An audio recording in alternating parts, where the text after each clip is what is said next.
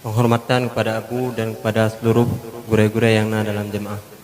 Bacut pertanyaan Abu, jino tengah masyhur ataupun viral na orang yang mengungkapkan Allah Ta'ala jid daripada nur Nabi Muhammad. Yang kurang tersebut dibantah hukum murtad ataupun sesat, ataupun sesat dan murtadnya sabar. Maka harap penjelasan daripada Abu. Assalamualaikum warahmatullahi wabarakatuh. Yang ditulis dalam kitab Allah kepegat nur Muhammad dari nur drog Allah. Hinan tak kaji ile. Nur Allah kena tahu pegat kadim.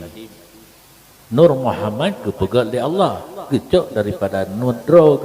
Sesuatu yang awai hana dudona melalui pegat baharu. Yang nanti, nanti tak balik itu, nanti tak kentu keurung pegahnya.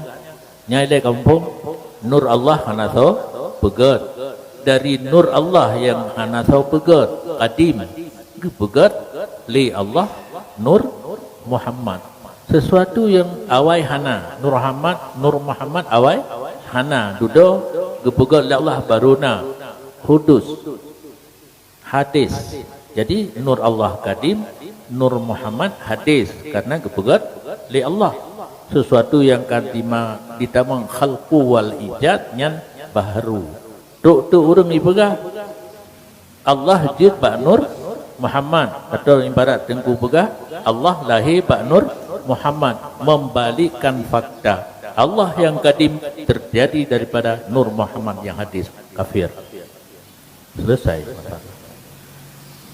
Sesuatu yang jadi daripada hadis ke hadis tu Allah Ta'ala baharu untuk. Sedangkan Allah ka awaina kepujak punalam. Allah ka awaina puno. Nur Allah ka awaina kepegat daripada nur Allah kepada nur Muhammad. Tiap pegah tu dari nur Muhammad kepegat Allah. Dari atas yang baharu kepegat atas kadim. Atas kadim ka awaikan kana. Tidak perlu tahsilul hasil. Maritkan pada tempatnya. Mudah-mudahan kafir. Mudah-mudahan.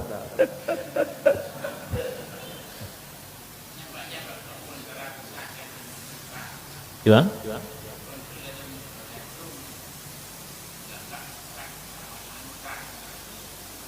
Sesat dengan murtad.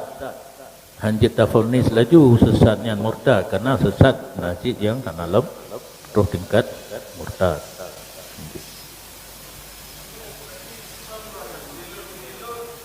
Perang kapu aja. Dilun sesat roh, mudilun sesat orang lain. Ya? Kepu panjang dah kafirun mendang behe tidak. Mekilah lidah-lidah pada itu. Tuhan kafir ile Allah jibak nur Muhammad kibah hang kafir. Tahsilul hasil yang Allah karena kadim. Gak puga. Nyan waktu tanya tahu puga nah gura. Allah lahir daripada nur Muhammad.